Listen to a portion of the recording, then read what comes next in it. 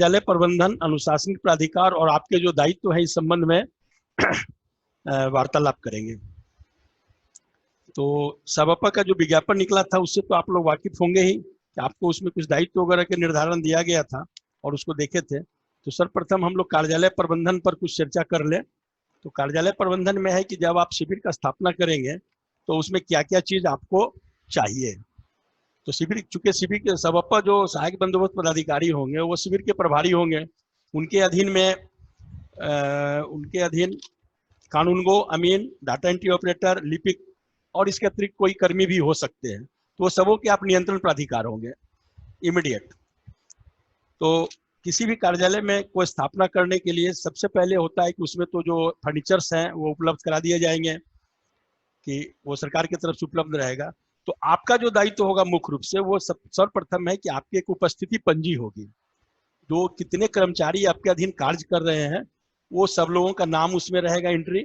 और सरकार का प्रावधान है कि अगर मुफस्सिल कैडर में आप लोग आएंगे तो 10 बजे कार्यालय में निर्धारित समय पर चले आएंगे और 5 बजे तक उनका कार्यालय का समय रहेगा। और फील्ड में जब जाएंगे तो उनका एक अलग किस्म का जो आपके हिसाब से आदेश होगा उस हिसाब से वो लोग पालन करेंगे।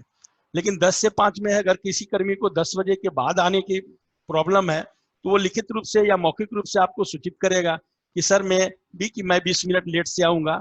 तो आप उसका अटेंडेंस रजिस्टर में LP लिख देंगे, यानी कि लेट परमिटेड। लेकिन हर हाल में आप 10:30 तक अटेंडेंस की उनकी कटौती कर देंगे अगर वो नहीं आते हैं तब। ये आपका उपस्थिति हो गया। और ये सुनिश्चित करेंगे कि अगर 3 दिन तक लगातार वो कर्मी अगर विलंब से आता है तो उसका एक CL ग्रांट हो जाएगा। और अटेंडेंस रजिस्टर को अपने कस्टडी में या जो आपके अधीन जो लिपिक मिलेंगे वो रखेंगे और लिपिक जो है सो इतने 10 बजे तक 10:30 पौने 11 तक आपके पास प्रस्तुत कर देंगे। और अटेंडेंस में अगर मान लीजिए कोई कर्मी को आप बाहर भेजे हैं तो उसमें T लिख देंगे, यानी टूर पर, उनको आप बाहर फील्ड में भेजे हुए हैं। और कोई नहीं आए हैं तो A कर देंगे। उसके बाद ये अटेंडेंस हो गया। उसके बाद कार्यालय में आपको पत्र प्राप्त होंगे। तो जो भी पत्र व्यवहार के रूप में आपके लिए प्राप्त होंगे वो उसको मार्किंग करेंगे। और मार्किंग किस प्रकार का पत्र है, एडमिन है या फिर आपके सर्वे से संबंधित है या फिर आपके किसी प्रकार का अन्य से संबंधित है, तो वो आप जब पत्र को देखेंगे ये आपको स्वयं अंदाज हो जाएगा कि ये हमको किसको मार्क कर देना है। तो इवन कि प्रधान लिपिक अगर होंगे वहाँ या लिपिक होंगे तो सभी पत्रों को लिपिक को ही मार्क कर देंगे और लिपिक फिर उसको संबंधित लोगों को मार्क कर देंगे। और उसमें यह जरूर आप मार्क करेंगे कि पत्र जो आपको प्राप्त हुए हैं वो 3 प्रकार के हो सकते हैं, महत्वपूर्ण, अति महत्वपूर्ण और सामान्य। तो जब जैसी पत्र प्राप्त होगा तो आप उस पर पढ़ने के बाद अपने स्व विवेक से यह समझते हुए कि अति महत्वपूर्ण है या महत्वपूर्ण है, सामान्य है तो फिर साधारण चुपचाप चला जाएगा वो। उसके बाद फिर वो पत्र जो डायरी में जाएगा, वो डायरी होगा, एक डायरिस्ट होगा जो डायरी पन्नों में समुच्चय को अंकन करेगा। फिर वो लॉगबुक जो होगी एक सहायकों के पास होगी, वो सहायक के लॉगबुक में वो चढ़ जाएगा। और उसके बाद सहायक जो है सो उसमें संचिका में बढ़ा करके आप नीचे से जो भी उनके बड़े प्राधिकार में होंगे उनको देते हुए वो संचिका आप तक पहुंचेगी। आप उसको देखेंगे, आप उस पर निर्णय लेंगे। अगर आपको निर्णय की अपेक्षा है कि अगर जो आपको शक्ति दी गई है उसके अधीन आप स्वयं निर्णय लेकर के बैक कर सकते हैं तो आप बैक कर सकते हैं। अदरवाइज अगर आपको लगता है कि तो आपका जो सहायक बंदोबस्त अधिकारी मुख्यालय होंगे उनके पास रेफर करेंगे। और उनको अगर ऐसा लगेगा तो चूंकि समाहर्ता आपके पूर्ण रूपेण प्रभारी होते हैं, समाहर्ता सह बंदोबस्त पदाधिकारी, उनके यहाँ जाएंगे, वो अपना निर्णय लेकर के आपको संसूचित फाइल में करेंगे। तदनुसार फिर आपका लेटर या फिर प्रक्रिया जो भी होती है वो अपना प्रारंभ करेंगे। और जो भी संचिका आपके यहाँ पुटअप होगा तो सहायक बंदोबस्त पदाधिकारी के नाते आपका यह प्रमुख रूप से दायित्व है कि उसका सभी नियमों के आलोक में आप परीक्षण करेंगे कि जो नियम है उसके आलोक में ये प्रस्ताव हमारे पास आया है कि नहीं, और पत्राचार भाग में जो पत्र आए हैं उसको उसके हिसाब से इसका समावेश इसमें किया गया है नहीं। तो परीक्षण करेंगे। परीक्षण करने के उपरांत जो है सो अगर लगे कि कुछ इसमें जिज्ञासाएं आपकी रह गई है, कुछ लगे कि कुछ परीक्षा हो रही है जो समाधान मेरे पत्र के अनुसार इसमें नहीं हो पा रहा है, तो उसे आप डाउन कर सकते हैं कि अमुक बिंदु पर स्पष्ट करके प्रस्ताव दे। तो फिर उस तरीके से प्रस्ताव आपके पास आएगा। तो निराकरण का ये काम हो गया। अच्छा, उसके बाद आपका कार्यालय को चलाने के लिए कुछ सामग्री की आवश्यकता होती है, जिसे जिसे हम लोग आकस्मिक कहते हैं, कंटेजेंट टाइप का। पेन है, पेंसिल है, पेपर है, और कार्टिज हो गया, या फिर छोटा छोटा जो खर्च होता है, तो वो सबको जो है आप अपना रिक्विजिशन जो है सो दे करके जिला बंदोबस्त के पदाधिकारी या सहायक बंदोबस्त अधिकारी मुख्यालय रहेंगे, उनको आप करेंगे। वहां पर एक क्रय समिति होगी, क्रय समिति के माध्यम से क्रय करके आपके यहाँ भेजा जाएगा।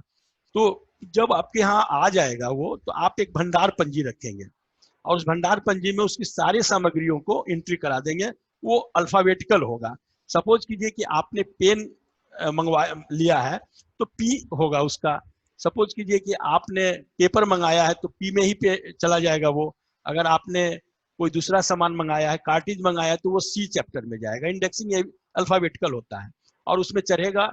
और एक प्रभारी जो भंडारपाल के रहेंगे, लिपिक ही स्वाभाविक रूप से रहते हैं, और उनका दायित्व तो होगा कि जिस आदमी को सामग्री उपलब्ध करा रहे हैं, उनसे वो दस्तखत कराने के बाद ही वो सामग्री उनको देंगे, ताकि जब कभी ऑडिट हो, जब कभी आवश्यकता हो, या आपको इच्छा करे उसको देखने की कि हमने जो 20 पेन मंगाई थी, वो 20 में का अभी स्टॉक पंजी मेरा क्या कह रहा है, तो 10 बच रहे हैं, 5 बच रहे हैं, वो सिग्नेचर देख करके आप वेरीफाई कर लेंगे। और फिर आप जो है आकलन करके कि हमको इतने सामानों की आवश्यकता है, तो हम टेक्निकल सामान तो बहुत सारा आप लोग का अमीन वगैरह का क्या तिगुनिया वगैरह ये सब होगा, ये हम एडमिन की बात कर रहे हैं, तो वो सब आपको उससे पता चलता रहेगा। तो आप समय रहते हुए अपना रिक्विजिशन भेज करके फिर सामान क्रय करवा सकते हैं। ये सुविधा हो जाएगी आपके लिए।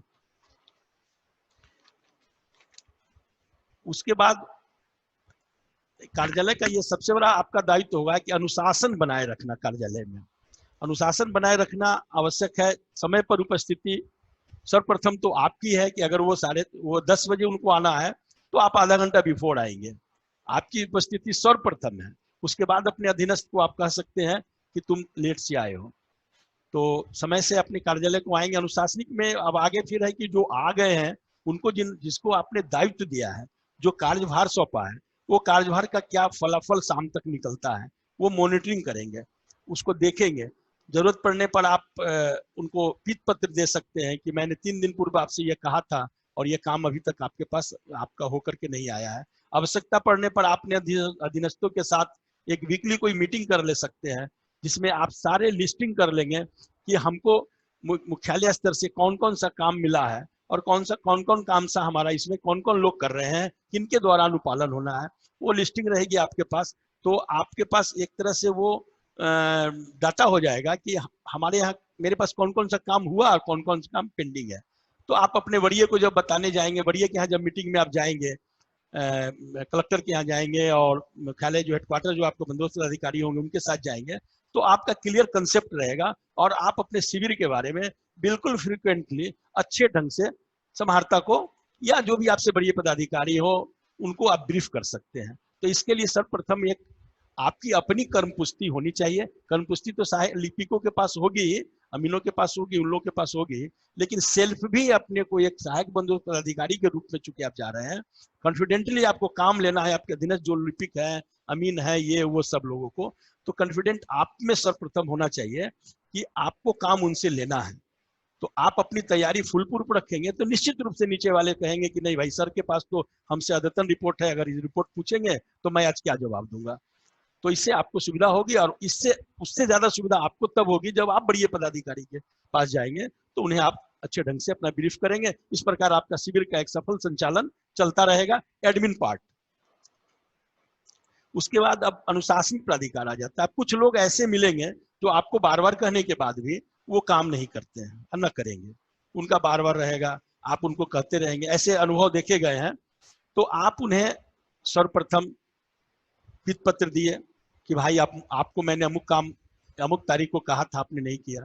फिर आप उनको एक स्पष्टीकरण पूछ सकते हैं कि स्पष्टीकरण आप दीजिए कि इस बिंदु पर कि आपने को मैंने ये काम कहा था और आपने अभी तक इसको नहीं किया है। इस संबंध में अपना 3 दिनों के अंदर में स्पष्टीकरण समर्पित करें।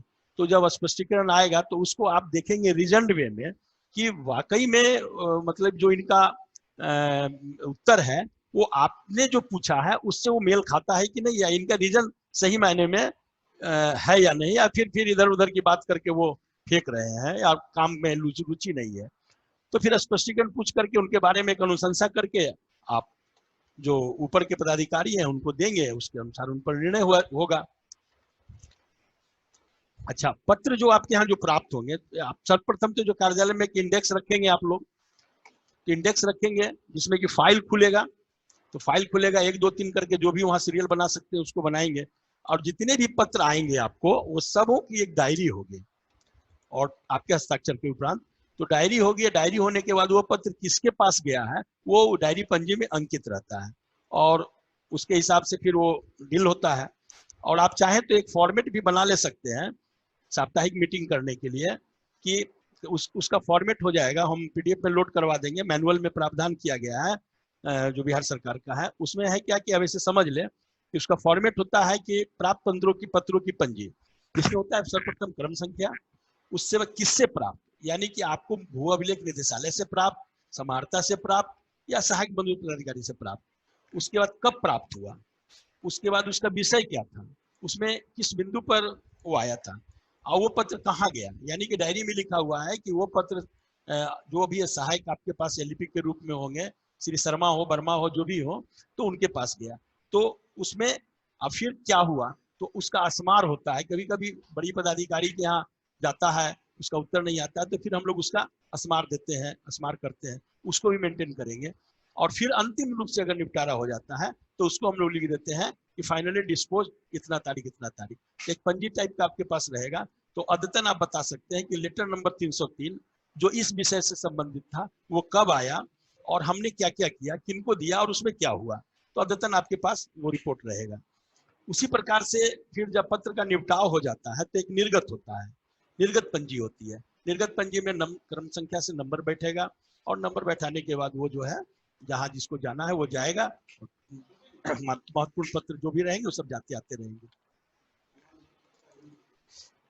और आपको आवश्यकता स्टाम्प का भी पड़ सकता है, जैसे कुछ पत्र आपको अगर मुख्यालय को भेजना है सहायक बंधु पदाधिकारी के रूप में, या तो स्टाम्प चाहिए आपको, रेवेन्यू स्टाम्प उसको कहते हैं। तो कुछ रेवेन्यू स्टाम्प जो खरीद के रखेंगे उसको भी एक पंजी के रूप में दर्ज करेंगे कि 100 रुपये का मैंने स्टाम्प खरीदा, तो वो उसमें से कितना रुपया का मैंने कहाँ व्यय किया है, उसका चूंकि ऑडिट होता है तो वो लाल से अपना लिखते जाएंगे। अगर चाहे तो एक पंजी रख करके मेंटेन करें, अदरवाइज बहुत जगह अमूमन प्रैक्टिकली करते हैं कि जो डिस्पैच पंजी होता है उसी के सामने में निबंधित अगर है तो कितना रुपया व्यय हुआ उतना लिख दिए, ताकि 100 रुपया आमद हुआ, खर्च कितना हुआ उसका हिसाब किताब मिलते चला जाता है। उसके बाद आपके पास एक गार्ड फाइल होगा, जितनी भी इंपॉर्टेंट पत्र होंगे, जितने भी इंपॉर्टेंट पत्र होते रहेंगे वो सब एक गार्ड फाइल में आप रखते जाएंगे। तो आवश्यकता अनुसार कभी कोई मार्गदर्शन की आवश्यकता होगी कि अरे 2 साल या 6 महीना पहले या 3 महीना पहले किस बिंदु पर इसको ऐसा पत्र आया था, तो उसको देख करके आपके अंदर में कॉन्फिडेंस जगेगा कि वो इस तरह का है और मैं ऐसा निर्णय ले रहा हूँ, तो आप निर्णय लेने में आपको सावधानी होगी, सुविधा होगी। क्या दिए? अच्छा, उसके बाद हाँ हाँ हाँ हाँ हाँ, उसके बाद सब एक पदाधिकारी होने के, शिविर प्रभारी होने के कारण आपका सबसे पहला एक दायित्व यह भी होगा कि जो भी आपके अधीनस्थ हैं उनका संपर्क नंबर रखें, उनके आवासन की स्थिति रखें कि वो लोग कहाँ रिसाइड करते हैं, ताकि आपको किसी समय मुख्यालय से कोई आदेश मिलता है, वो आदेश निदेशालय से भी हो सकता है, वो आदेश आपको कलेक्टर का भी मिल सकता है, हेडक्वार्टर एएसओ हेडक्वार्टर का भी मिल सकता है कि कल मंत्री जी का प्रोग्राम है, कल एसीएस का प्रोग्राम है, कल डायरेक्टर का प्रोग्राम है, तो सुबह सुबह हम लोगों को वहां पर रसप करना है। तो जब आप पता रखेंगे उसका, आवास का और टेलीफोन नंबर रखेंगे, तो आप लाइजन करके अपने शिविर के सारे लोगों के साथ वहां उपस्थित रहेंगे। तो जो बड़े पदाधिकारी लोग वहां जाएंगे वो आपको अच्छा महसूस करेंगे कि यहाँ का जो शिविर प्रभारी है तो वो बहुत ही कॉम्पिटेंट है और बहुत ही इंफॉर्मेटिव ढंग से सब काम को कर रहा है। तो एक आवश्यक उसके लिए भी होता है। और कोशिश करेंगे कि जिनका वो भी जो भी आवासन हो आपके शिविर के इर्द गिर्द में ही लोग डेरा लेकर के रहे, 2-3-4 किलोमीटर के रेडियस में रहे तो ज्यादा बेटर है, उससे सुविधा होगी, आने जाने बुलाने में, ऑफिस करने में सबको सुविधा होती है।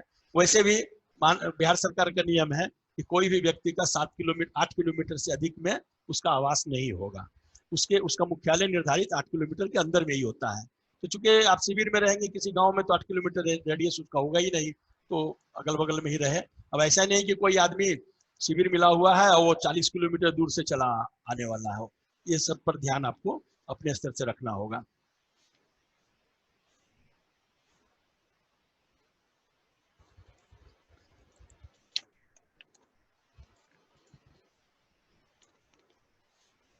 हाँ, इस जो लिपिक आपके पास रहेंगे उनके पास एक कर्म पुस्तिका होगी, कर्म जिसको अंग्रेजी में लॉग बुक कहते हैं।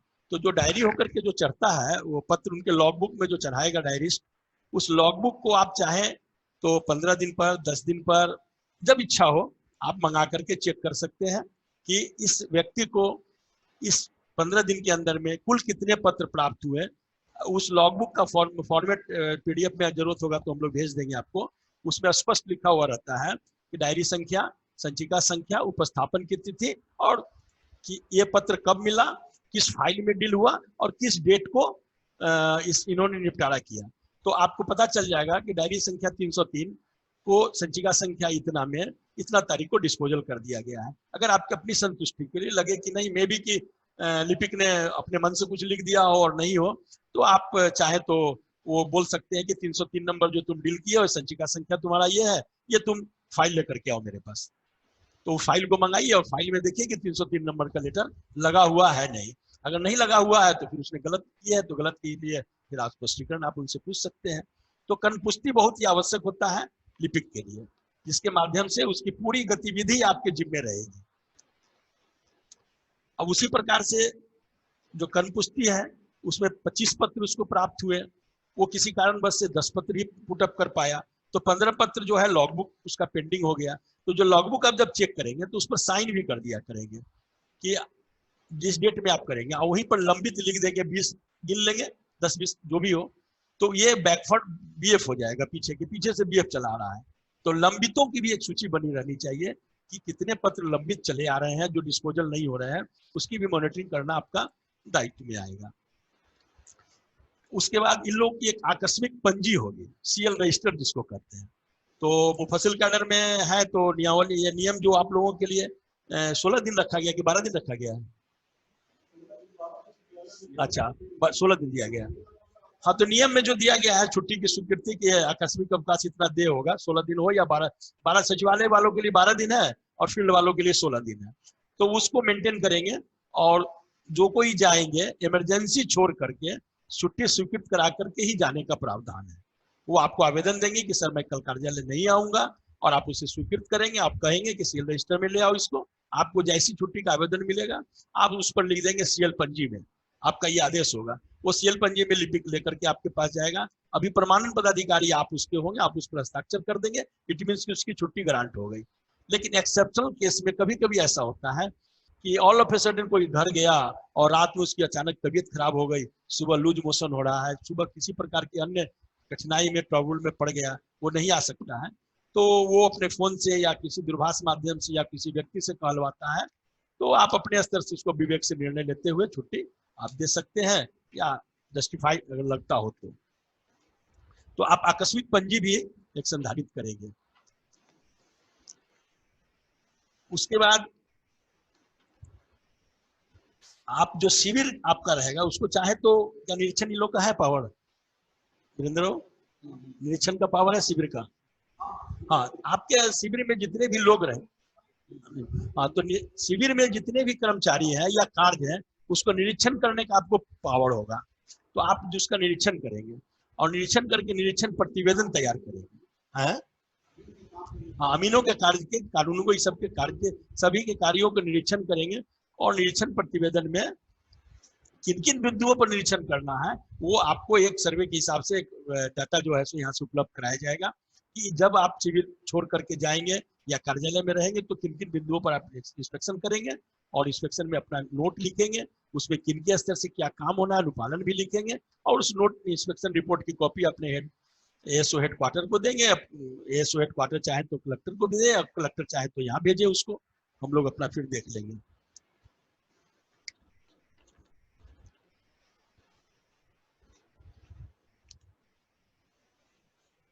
इन लोग का सेवा पुस्तिका भी खुलना है।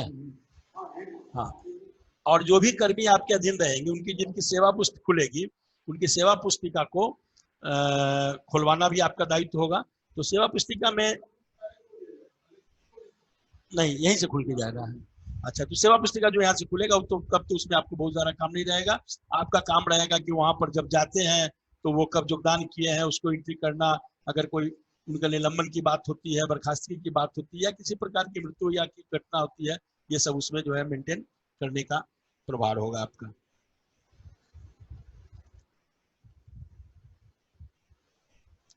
इन लोगों को वाहन भी मिलना है क्या? वाहन की सुविधा का विचार किया गया।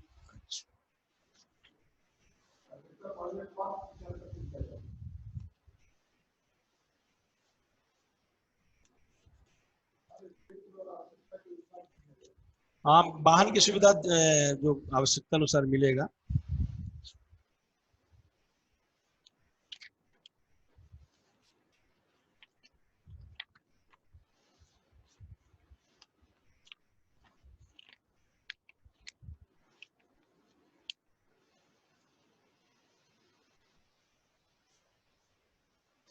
और जहां तक सभापति की नियुक्ति के आप लोग की नियुक्ति के संदर्भ में है, तो नियोजन की शर्तें तो आप लोगों विज्ञापन में अपना देख ही लिए होंगे कि किस प्रकार की आपकी नियोजन की जा रही है।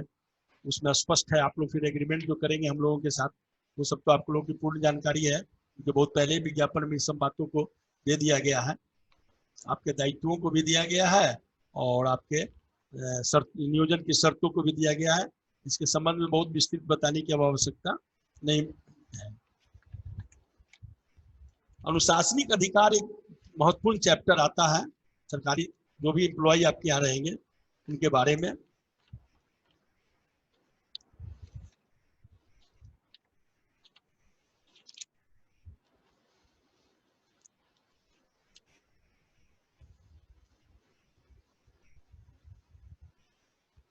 ऐसे वैसे नियमित कर्मचारियों के लिए तो व्यवस्था दी गई है कि अगर छोटी मोटी भूल करते हैं तो उन लोगों को निंदन की सजा दी जाती है, और बृहद जो सजा होती है उसमें उन लोगों को सेवा से बर्खास्तगी की भी सजा होती है।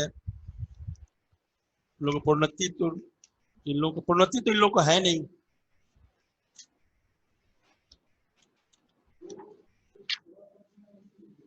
है? हाँ, सेवा शर्त उससे अधिक तो कुछ होगा नहीं।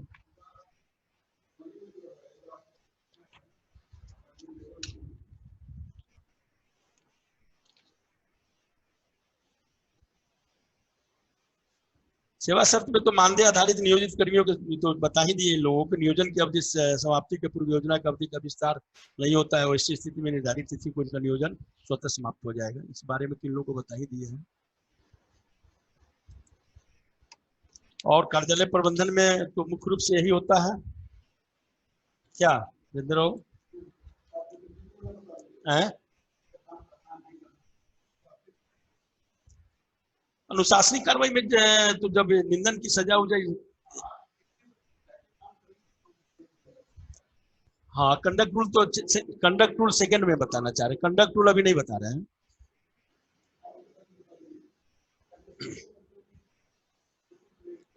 हाँ? किस पर? हाँ, अगर कोई क्वेश्चन आप लोग की जिज्ञासा हो तो आप लोग पूछ सकते हैं। हाथ उठाइएगा।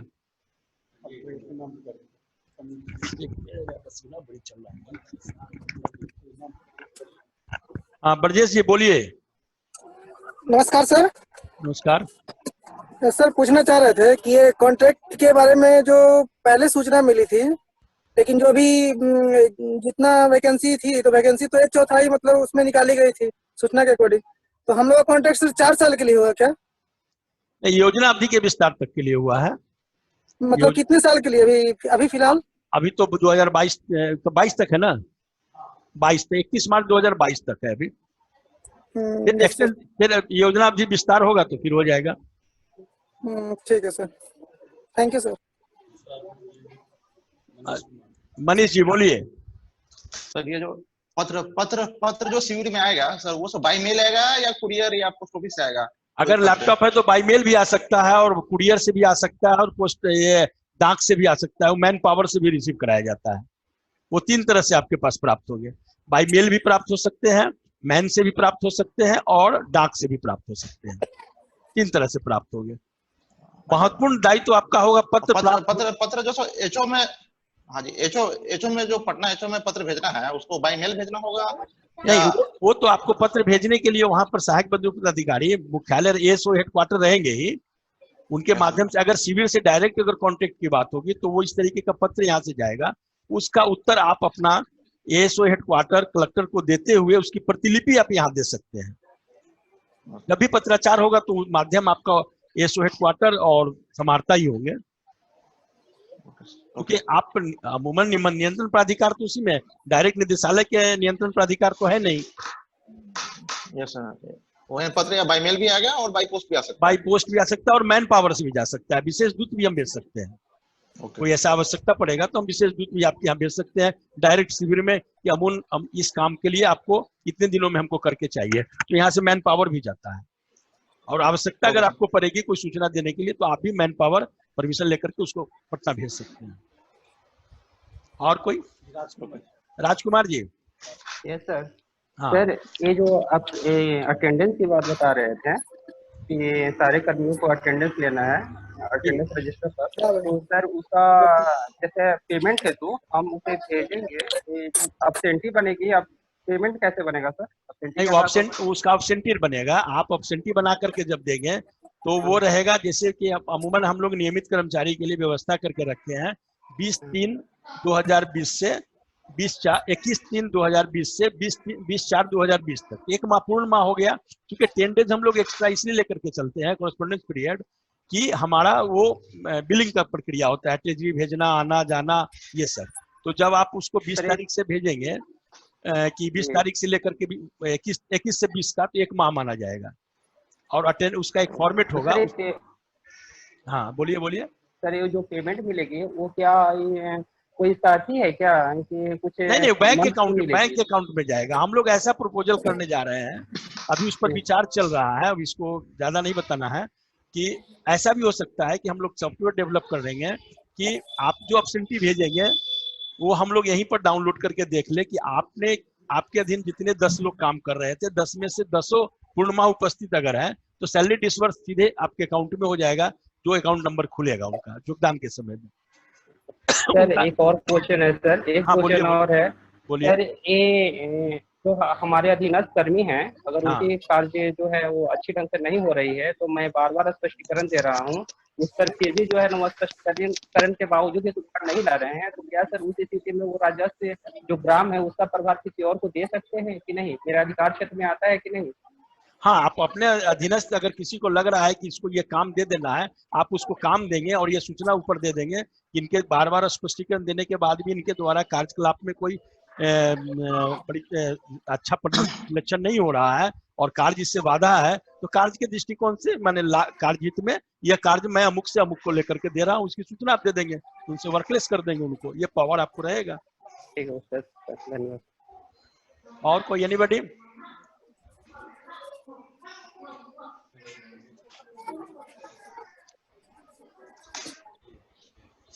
हाँ ईशा बोलिए। ईशा। हेलो। हाँ बोलिए। Good morning sir. सर आपने बोला कि हम लोगों को किसी एक को शिविर में कार्यभार सौंपना पड़ेगा, उसके बाद अगर वो नहीं करे तो वो स्पष्टीकरण मांगना पड़ेगा, तो सर वो कार्यभार हम लोग किसको सौंपेंगे? आपके अधीन 2 3 4 रहेंगे ना, उसी में से किसी एक को चुनेंगे ना, एक्स्ट्रा हैंड नहीं रहे। जैसे 10 आदमी का एक ग्रुप बना हुआ है, 10 आदमी आपके अधीनस्थ है, सपोज कर लीजिए 10 अमीन है और उसमें से 2 अमीन काम अच्छा से नहीं कर रहा है, तो फिर वही 8 बचे हैं, वो 8 को डबल करेंगे। तो हर ऑफिस में भी ऐसा होता है कि कार्यभार बढ़ा दिया जाता है दूसरे को। जी सर, आपने ये भी बोला कि पत्र आएगा, फिर पत्र का अलग एक लॉगबुक में डालेंगे, सर वो किस टाइप के पत्र होते हैं? मतलब वो सरकार के पत्र यहाँ से जाएंगे, आपको समय समय पर सरकारी पत्र सब जाएंगे। अच्छा। उसमें डायरेक्शन रहेगा, सपोज कर लीजिए कि आपको ये काम कहा गया है, आप या इस काम को करें, उस काम को करें, जो पत्र यहाँ से जाएंगे।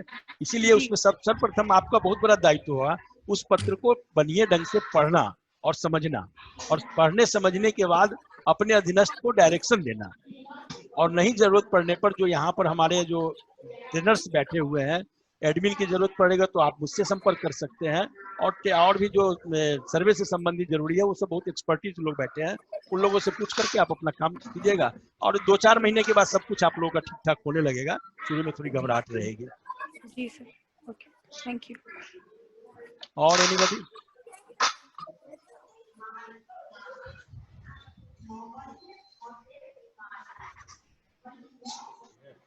कोई और पूछना चाहते हैं? हाँ बोलिए। मैंग जी। जी हेलो। हाँ मैंग जी बोलिए। जी सर, ये वहाँ से किस किस से पत्र मेल भी आएगा ना सर ना? हाँ मेल भी आएगा आपको, और बोलिए हाँ, मैन पावर से भी जाएगा, और जो डाक के माध्यम से भी जाएगा। 3 तरह के रहेंगे, 3 प्रकार से पत्र प्राप्त होते हैं। और सब हम लोग तो बाय मेल भी कर सकते हैं ऑफिस? हाँ आप कर दे सकते हैं अगर कोई सूचना ऐसी है तो, लेकिन कॉपी के रूप में करेंगे। इमीडिएट ऑफिस आपका जो है बंदोबस्त पदाधिकारी, वो जी उनके जिला। संज्ञान में लेके, जिला जो आपके जहां आप रहेंगे, जिसके अधीन जी शिविर है, वहाँ के एसओ हेडक्वार्टर के संज्ञान में लाते हुए उसको कॉपी वहां देंगे। और आप ये यहाँ भी कॉपी आवश्यकता अनुसार, अनावश्यक नहीं, आवश्यकता ना अनुसार। ना आवश्यकता अनुसार ये कॉपी जिला में, ये कॉपी पटना। नहीं, अगर आपको ऐसा लग रहा है कि इसकी सूचना हमको, चूंकि डायरेक्टर का पोस्ट बहुत ही है, पूरे बिहार को देखना है, जी तो आपके हर जी छोटी छोटी पत्रों का शंका का नहीं समाधान करने के लिए यहाँ नहीं आएगा। उसके लिए नहीं आपको जो एसओ हेडक्वार्टर है और कलेक्टर बैठे जी हुए हैं। आपको लगे कि मेरे सिविल संचालन में, मैंने बार बार कलेक्टर को भी कह रहा, मैं बार बार जो है एसओ हेडक्वार्टर को कह रहा हूँ, तो आपका जी समाधान नहीं हो रहा और हेडक्वार्टर से प्रेशर जा रहा है कि सिविल संख्या सो एंड सो, आपका कार्यकलाप अच्छा नहीं है, तो आप जी अपना स्थिति स्पष्ट करने वाले मामलों में एक कॉपी आप यहाँ जी दे सकते हैं। ओ ठीक है। आप डायरेक्ट पत्राचार बहुत अधिक नहीं कर सकते हैं। ठीक, थैंक यू। हाँ चलिए अख्तर जी। सर सर मेरा क्वेश्चन है कि किसी भी शिविर प्रभारी जो, वो तो अकेले होगा, नेक्स्ट गांव मतलब नेक्स्ट शिविर में दूसरे प्रभारी होंगे उनके। हाँ बिल्कुल। ठीक है। हाँ। उस परिस्थिति में मेरे को मतलब मेरा सीएल आकस्मिक अवकाश, मेरा अर्जित आकस्मिक अवकाश जो होगा, हाँ। तो उसका हम वो करना चाहेंगे, तो अपना प्रभार किसे सौंपेंगे? वो एसओ हेडक्वार्टर वहाँ रहेंगे क्या वीरेंद्र हो? एक शिविर का अगर आदमी एसओ छुट्टी जाना चाह रहा है तो एसओ हेडक्वार्टर, वहाँ चार्ज अफसर आपको रहेंगे। एसओ हेडक्वार्टर डिसीजन लेंगे कि हमको इसका, अगर आप 2 दिन के लिए जा रहे हैं, 4 दिन के लिए जा रहे हैं, तो ये 4 दिन के लिए, ऐसा अमूमन 1 दिन 2 दिन के लिए चार्ज नहीं होता है, जी लेकिन जी अगर कुछ ऐसा लंबा की बात है तो एसओ हेडक्वार्टर से समाधान होगा इसका आपका। सर दूसरा सवाल है मेरा कि सर जब हमारे अंदर लगभग 30 कर्मचारी रहेंगे हाँ। और लगभग उनका एकाएक जो है मतलब सीएल जो उनको 16 सीएल ग्रांट है, जहाँ साप्ताहिक ऑफिस है, वहाँ जैसे सचिवालय में है तो वहाँ शनिवार और रविवार छुट्टी रहती है, यहाँ शनिवार खुली भी रहती है, उनको 16 हाँ। हो गया, वाले को हाँ। 16, वहाँ हाँ। वाले को 12। हम्म। तो उस परिस्थिति में अगर उनका सीएल खत्म हो जाता, उनके साथ कोई अप्रिय इस तरह की घटना हो जाती है, उसको किस तरह से काउंट करके? चूंकि संविदा वालों के लिए ऐसा कोई सुविधा सरकार ने अभी तक नहीं बनाया है, तो उनकी सैलरी कट जाएगी। सर हाँ सर उनकी सैलरी कट जाएगी। चूंकि संविदा वालों के लिए अभी सरकार ने ऐसा कोई अर्जित अवकाश का प्रावधान नहीं किया है, जैसे एक नियमित कर्मचारी में है, तो नियमित कर्मचारी का सुविधा दी गई है कि अर्जित अवकाश में सामंजन होगा, और अगर अर्जित अवकाश नहीं है तो अर्जित अवकाश में होगा, उससे भी नहीं है तो मेडिकल में जाएंगे, और जब कुछ नहीं है तो हम लोगों की भी सैलरी कट जाती है। जी सर। हाँ, तो चूंकि आपके संविदा के मामलों में सिर्फ यही सुविधा है, तो तत्काल ये सुविधा है, और आने वाले कल में अगर कोई दूसरी सुविधा होगी तो भी मिलेगा। जैसे अभी लॉकडाउन पीरियड में किया गया है, सरकार का आदेश निकला, चूंकि फाइनेंस ही सब वेतन के मामलों में सर्वोपरि होता है, तो निकला कि नहीं भाई मार्च और अप्रैल में किसी का अटेंडेंस चेक नहीं करना है, सैलरी दे देना है। नोटिफिकेशन के टाइम में सर आया था कि हाँ। आपका एक जनवरी एंड जुलाई अगर हाँ। आपका वृद्धि होता है तो वो हर एक बार वृद्धि होते रहेगा, हर एक ईयर में वृद्धि होते रहेगा, जैसे आपका इंस्ट्रक्शन बढ़ते जाएगा सर। हाँ, तो वो कमिटी यहाँ बैठेगी, पारिश्रमिक समिति जो है बैठेगी, और पारिश्रमिक समिति उसको निर्णय लेकर के बढ़ाएगी। तो एक पद के लिए जितना पैसा बढ़ेगा, वो पूरे बिहार में जितना मेरा शिविर है सभी एएसओ के लिए हो जाएगा, पद वाइज जो बनेगा। वो क्वेश्चन नहीं है सर, तो नोटिफिकेशन में था कि हाँ। सर 10% वृद्धि होती है ना, हाँ 10%, वो अच्छा। वृद्धि के बारे में बात करना चाहता हूँ कि रिस्ट्रिक्शन होते जाएगा, वो वृद्धि मेरी होती ही चली जाएगी, या कुछ रिस्ट्रिक्शन है उसमें कि इतना दिन वृद्धि होगी? वो जो विज्ञापन निकला था उसमें। जी सर, उसमें देखिए ना लिखा हुआ है, तीसरा या चौथा कॉलम, पीएफ के नीचे वाला कॉलम में लिखा हुआ है कि पीएफ आपका इतना कटेगा, टोटल सैलरी इतना मिलेगा, उसके नीचे जैसे अभी मेरे वर्तमान में हो रहा है कि पीएफ कट करके और हर एक जुलाई में जो है वो 10% की वृद्धि होती है।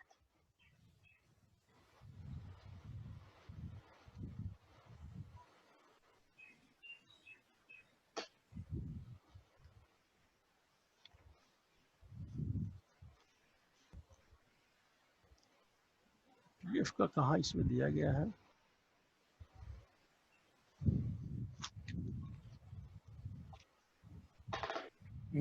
विज्ञापन में के कॉलम किस में, विज्ञापन के किस कॉलम में बोले हैं? वर्णन है सर, सैलरी का जहाँ पे वर्णन है, ईएफ कटेगा और इतना कटेगा, इस ढंग से कटेगा आपका, इतना बच जाएगा आपका, उसमें उसी में है सर कि हाँ वो हाँ 59,000 है, मानदेय इतना, ईपीएफ इतना, ये सही से अंशदान इतना, ये 12 माह के लिए है ये। जी। अब इसमें जो भी अमेंडमेंट होगा ना, उसके लिए सामान्य प्रशासन विभाग का एक नियम है, समिति है, वो समिति के समक्ष जाएगा बात, और समिति समझेगी कि इसको बढ़ाया जाए तो बढ़ाएगी, अगर नहीं समिति समझेगी तो नहीं बढ़ेगा। लेकिन तत्काल जो निकला है यही 59,000 रुपये में से 52,000 जो आपका है, यही अभी आपका पेमेंट है ये।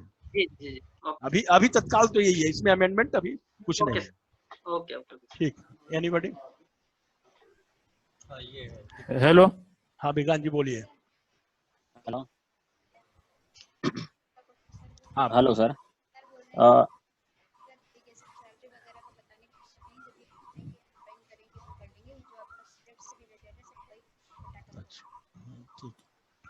सर ये ज्वाइनिंग का आवास का जो है 8 किलोमीटर के अंदर, तो 8 किलोमीटर के अंदर सब अपने एरिया में ही सबको ज्वाइनिंग दिया जाएगा क्या? ये सब अभी डिसीजन नहीं हुआ है, ये सब कौन कहाँ जाएंगे ऐसा एडमिन का है, वो सब अभी डिसीजन नहीं। और 8 किलोमीटर तो सर 8 किलोमीटर जो अंदर आवास लेके रहेंगे उसका भी पैसा मतलब गवर्नमेंट से आएगा? वो फिक्स नहीं, वो फिक्स्ड अमाउंट है, उसके बारे में वो फिक्स्ड अमाउंट है वो, उस मामले में। Okay sir. ठीक है। हाँ देखिए, जो अभी तक तो मैंने पत्र प्राप्ति का सब फार्मूला आप लोगों को बताया कि कार्यालय में जो पत्र प्राप्त होंगे उसको कैसे कैसे क्या करना है। उसके बाद शिविर में सबसे महत्वपूर्ण काम होता है उन पत्रों जो डिस्पोज्ड हुए उनका तामिला, वो तामिला सही ढंग से हुआ कि नहीं। आपको वहां पर किसी अंचल कार्यालय से भी पाला पड़ेगा, थाना से भी पाला पड़ेगा, और हेडक्वार्टर ऊपर से भी पड़ेगा, और रैयत से भी पड़ सकता है। यानी कि रैयत में है, आपको किसी गांव में मुखिया से अगर जा रहे हैं वहां, तो इस मुखिया के भी किसी प्रकार की सहायता की आवश्यकता है, तो अगर पत्र देना है तो पत्रों का तामिला एक बहुत महत्वपूर्ण चीज होता है। और तामिला क्या होता है, जैसे आप पत्र जो इशू किए हैं, तो ये आपको इंश्योर्ड होना है कि वो पत्र अमुक आदमी को सही मायने में प्राप्ति हुआ कि नहीं, और प्राप्ति हुआ तो फिर आपको उसका रिसीविंग आपके पास आया है कि नहीं। तब कल होकर के आप ऑथेंटिसिटी से ये कह सकते हैं कि मैंने तो आपको सूचना दे रखी थी। अदरवाइज चूंकि आपका गांव का काम है, और जब जाएंगे तो थाना कह सकता है कि आप तो ये काम करने आए थे, इसकी सूचना हमको नहीं थी। तो तामिला आपका जो है वो महत्वपूर्ण है। रैयत को भी कुछ सूचना देनी होगी आपको, तो ये इंश्योर करेंगे कि जो पत्र हम निर्गत कर रहे हैं वो पत्र रैयत हो या कोई पदाधिकारी ऊपर का नीचे का जिसको, वो तामिला हुआ कि नहीं, सबसे महत्वपूर्ण आपका तामिला का होता है। उसके बाद एक बिंदु और है कि जो भी संविदा पर आधारित हमारे नियुक्त होंगे, आप हो या आपके अधीनस्थ जो हो, उस सभी लोगों पर बिहार सरकार ने एक सामान्य रूप से एक नियम बना रखा है। वो है उसका नियमावली है बिहार सरकारी सेवक आचार संहिता नियमावली 1976। आप लोग अगर नोट करना चाहते हैं तो प्लीज राइट डाउन इट। उसको अंग्रेजी में कहते हैं बिहार सर्विस कंडक्ट रूल 1976। वो निश्चित रूप से आप लोग अपना क्रय कर लेंगे। उसमें कुल 19 प्रकार के नियम्स बनाए गए हैं जो किसी भी सरकारी सेवक पर लागू होता है। उसमें किसी भी प्रकार का अवहेलना करने पर आपकी सेवा समाप्ति जैसी कार्रवाई भी की जा सकती है। जैसे नटसिल में मैं थोड़ा सा बता दूं कि आप सार्वजनिक स्थल पर कोई ऐसा प्रदर्शन न करेंगे जिससे कि सरकार की छवि धूमिल हो। मादक पे लेना हुआ, शराब पीना हुआ, या खैनी खाना, या इस प्रकार के जो अशोभनीय हरकत है वो सार्वजनिक प्लेस पर आप नहीं करेंगे। उसके बाद कोई ऐसा कंडक्ट या कार्यालय में जो भी कर्मचारी रहेंगे उन लोगों का ये आपस में किसी भी प्रकार का मारपीट जैसी जो अमूमन कहीं कहीं हो जाता है, वो सब घटनाएं वहां न हो। सब conduct rule, service conduct rule का जो है अवहेलना है। उसके बाद वैसे नियमित कर्मचारियों के लिए तो बहुत सारे प्रावधान बनाए गए हैं कि अगर हम 1,000 रुपए से अधिक की कोई संपत्ति खरीदते हैं अपने सेवा काल के दौरान, तो बगैर सरकार के परमिशन का हम नहीं खरीद सकते हैं। ये 1976 का रूल बना हुआ है, जो रूल आज भी है। मे भी अब 1,000 में तो कोई चीज मिलता नहीं है, लेकिन परमिशन लेकर कई क्रय करना है इस पीरियड में सरकार का। उसके बाद आपको ये सर्विस कंडक्ट, उसके बाद ये संपत्ति का हो गया। हाँ, कोई एक ऐसा सूचना, कोई ऐसी बात आप डायरेक्ट समाचार पत्रों से न करेंगे। कोई सरकारी ऐसी सूचना होगी वो आप सरकार के स्थानीय कोई भी समाचार पत्र हो या किसी भी स्पोक्स पर्सन हो, कोई आदमी से शेयर न करेंगे। वो अगर पाया जाएगा तो सर्विस कंडक्ट रूल का अवहेलना में आता है वो। और किसी भी प्राइवेट चैनल हो या टेलीविजन चैनल का हो या जिस प्रकार का चैनल हो, सूचना का तंत्र जो भी हो, उसके साथ कोई प्रकार की सूचना का आदान प्रदान नहीं करेंगे। इसके बाद आप किसी भी प्रकार का वैसा लेख न लिख करके भेजेंगे जो छपने के लिए किसी समाचार पत्र में जिससे सरकार के विरुद्ध हो, सरकार की छवि के विरुद्ध हो, वो भी सर्विस कंडक्ट रूल का जो अवहेलना का एक पार्ट माना जाता है। उसमें कुल 19 प्रकार के दिए गए हैं। आप जब किताब पढ़ लेंगे, और उस मैं कहूंगा कि चूंकि आप लोग सेवा में आ रहे हैं तो उस किताब को निश्चित रूप से पढ़ ले, तो आपके अंदर में एक स्पिरिट भी जगेगा, एक आप सिविलाइज पर्सन के रूप में आएंगे। और हम लोग भी जब आए थे तो हम लोग भी सर्वप्रथम उस किताब को ही पढ़े, जिस वजह से आज भी अब स्थिति है कि बहुत सारे कर्मचारी तो ऐसे भी मिलेंगे, लेकिन मैं अपनी व्यक्तिगत बात बताता हूं कि मैं पान भी नहीं खाता हूं। चूंकि उसमें एक ऐसा मैंने पढ़ा कि सार्वजनिक स्थल पर कोई ऐसा प्रदर्शन नहीं करना है जो सरकारी सेवक के विपरीत जाता हो। तो मैंने अपना सोचा, तो उसी तरीके से मैं चाहूंगा कि आप लोग जब आ रहे हैं तो आप लोग कंडक्ट रूल को पढ़ लेंगे, और पूरे 19 प्रकार की धाराएं दी गई है और उसको मनन करेंगे, एक अच्छे सरकारी सेवक में आप आएंगे। अब चलिए, कोई क्वेश्चन हो तो बोलिए। हाँ, प्रियंका।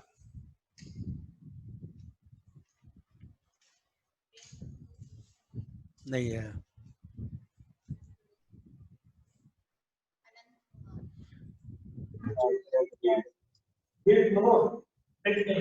हेलो सर, मेरा एक प्रश्न है। मेरा प्रश्न है सर कि जो हमारा एडवर्टीजमेंट है उसमें हाई लेवल कमेटी का जो गजट पास हुआ है 12534, उसमें सर ईएल का प्रावधान है 15। इसमें पास हुआ है हाई लेवल कमेटी जो रेकमेंड की। अच्छा, वो उच्च स्तरीय समिति जो निर्णय ली है। सर हाँ, तो सर मेरा एक लाइन है कि जो आपने एडवर्टीजमेंट दिया है उसमें उसका भी जिक्र है, तो एचएलसी कमेटी के जो अशोक कुमार सिन्हा सर की कमेटी की अध्यक्षता में निर्णय लिया गया है, उसके आलोक में किन किन बिंदुओं को लागू करना है इसके संबंध में निर्णय बाद में लिया जाएगा, और उस पर कार्य चल रहा है। हाँ, अभी उस पर कुछ नहीं बताया जा सकता सर। उस पर मेरी एक लाइन है। हाँ, बोला जाए। अनामिका। सर। हाँ, बोलिए।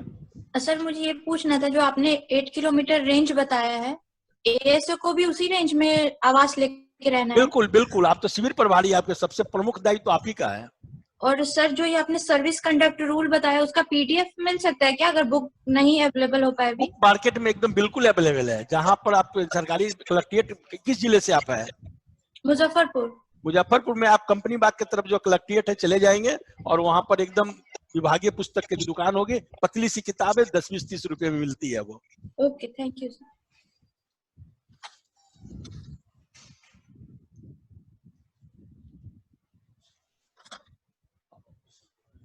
और किसी को?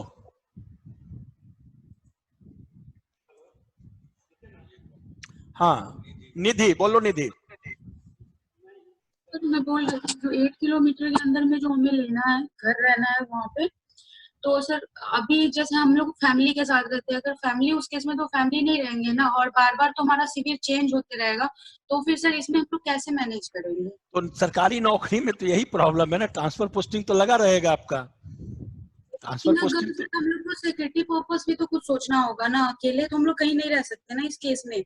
और उस गांव में हमें अच्छे से रहने का भी, बहुत सारे गांव में तो ऐसा होता है कि रेंट पे जल्दी मिलता भी नहीं है सही फ्लैट। वो तो स्थानीय प्रॉब्लम जो आएगा तो उस समय फिर देखा जाएगा कि किस तरीके से आपका सॉर्ट आउट हो सकता है। अब गांव भी बहुत विकसित हो गया है, हर गांव में कुछ अच्छे अच्छे घर मिल जाएंगे, और जब आप अच्छा काम करने चुके जा रहे हैं तो गांव वाले बहुत इज्जत से आपको रखेंगे, ऐसा हम लोगों को विश्वास है। पहले की चूंकि हम लोग के भी गांव से बिलोंग्स करते हैं, तो जब कभी कोई कानून गो आ जाता था तो उस गांव के जो बड़े आदमी लोग होते थे उसको बजाते, बहुत अच्छा कमरा देते थे, उसको सारी व्यवस्था उपलब्ध कराते थे। अब चूंकि जमींदार किस्म के होते थे तो फ्री ऑफ कॉस्ट करते थे, अब आपसे पैसा लेके करेंगे, इसलिए उसके लिए निश्चिंत रहिए। अब सब गांव में भी अच्छे अच्छे घर बन गए हैं, पक्के घर बन गए हैं। और सर ट्रैवल अलाउंस का क्या होगा? जैसे हम लोग को और गाँव भी तो जाना है, तो हम लोग कैसे जाएंगे गाँव? That is another question. It will be decided in further. और सर सैलरी को लेकर, जो हमारा सैलरी है वो 59,000 है सर फॉर 12 इयर्स, बट उसके बाद जो हमारा ये लैपटॉप का अनुदान है वो हटा दिया जाएगा, देन हमें कितना सैलरी मिलेगा? ये सब डिसीजन बाद में एडमिन के तौर पर होगा, हाई लेवल तब इसकी सूचना आपको दी जाएगी। ये इन सब बिंदुओं पर सूचना, अभी आप सिर्फ पाठ्यक्रम के बारे में पूछे, पाठ्यक्रम के बारे में पूछे। हाँ, कोई दूसरा बोले?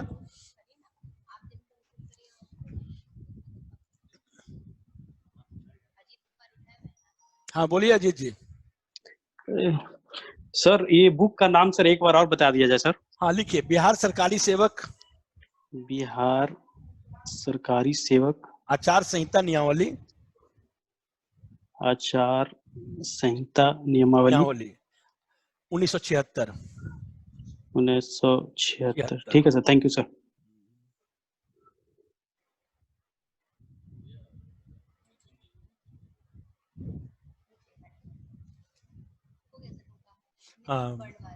कौन? मिथुन जी। आकस्मिक पंजी के बारे में थोड़ा बता दो सर। कौन? किस चीज? आकस्मिक पंजी। आकस्मिक पंजी जो है आकस्मिक हाँ, सीएल रजिस्टर जिसको अंग्रेजी में कहते हैं, वो मार्केट में आपको जब कंटीजेंसी का रिक्विजिशन आप देंगे और एसओ हेडक्वार्टर क्रैक करके देंगे तो आकस्मिक पंजी का एक फॉर्मेट बना हुआ है। बिहार सरकार के सारे प्रपत्रों का एक फॉर्मेट बना हुआ है, वो चूंकि बाजार से कहीं से इधर उधर का पंजी में नहीं होता है, तो उसके फॉर्मेट बने हुए वो पंजी आपको उपलब्ध कराई जाएगी। वो पंजी आप लिपिक के कस्टडी में या फिर अपने सेल्फ कस्टडी में उसको रख सकते हैं, और उस पर जो भी एंट्री होगा समय समय पर करते जाएंगे। वो उपलब्ध आपको कार्यालय से उपलब्ध होगा। मनीष जी। Hello hello. हाँ मनीष जी। सर मनीष बात कर रहा हूँ। सर ऐसा है कि अगर हम लोग जाते हैं किसी भूमि पे और वहाँ विवाद हो जाता है किसी तरह का और प्रशासन की मदद की आवश्यकता है, तो हम लोग खुद थाना को इन्फॉर्म कर सकते हैं या प्रभारी जो सहायक बंदोबस्त पदाधिकारी होंगे उनको कहना होगा? आप इमीडिएट वहाँ थाना को खबर करेंगे, इसकी सूचना एसओ हेडक्वार्टर को देंगे और एसओ हेडक्वार्टर कलेक्टर को देंगे, उसके बाद वहाँ पर सब व्यवस्था होगी।